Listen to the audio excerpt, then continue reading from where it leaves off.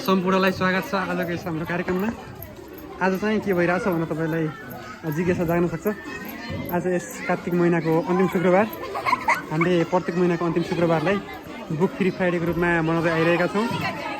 गुरुदरबार गाउँपालिकाको निर्णयअनुसार प्रत्येक महिनाको अन्तिम शुक्रबारलाई बुक फ्री फ्राइडेको रूपमा मनाउने र त्यस बुक फ्री फ्राइडेमा जीवनोपयोगी सिपहरू सिकाउने भन्ने जुन निर्णय भएअनुसार हामीले श्री बलसुन्दर कन्या माध्यमिक विद्यालयमा विद्यार्थीहरूलाई दैनिक जीवनमा काम लाग्ने सिपहरू सिकाइरहेका छौँ भने आज रोटी बनाउन सिकिरहेका छौँ विद्यार्थी भाइ बहिनीहरूले। आजको यो कार्यक्रमभन्दा पहिलो कार्यक्रम रहेको थियो हाम्रो जिके मास्टरको जेनरल राउन्ड हामीले सिधाइसकेका छौँ भने अहिले चाहिँ दोस्रो कार्यक्रम अन्तर्गत रोटी बनाउने कार्यक्रम चाहिँ जोरसोरले चलिरहेको छ।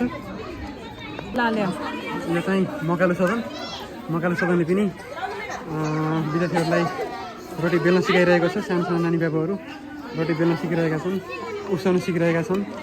म्याडमहरूलाई धेरै धेरै धन्यवाद दिन चाहन्छु। यता सगरमाथा सदनले पनि रोटी बनाउने रोटीलाई पकाउने काम गरिरहेको छ। सरहरू म्याडमहरूले सहजीकरण गरिरहनु भएको छ।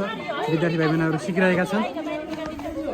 यता लोत्से सदनले पनि रोटी बनाउने काम गरिरहेका छन् अनि म्याडमहरूले सहजीकरण गरिरहनु भएको छ। यता सरहरू हुनुहुन्छ, कता के भइरहेको छ भनेर ख्याल गरिरहनु भएको छ।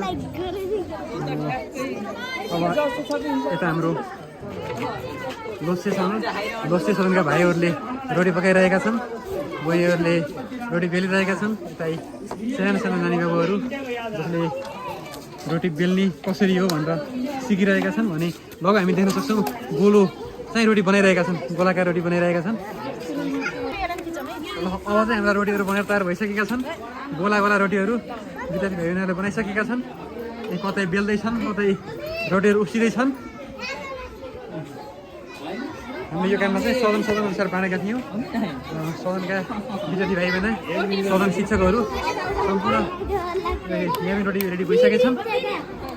अब हाम्रो अर्को सदन कञ्चनजङ्घा सदनले पनि रोटी बनाइसकेको छ।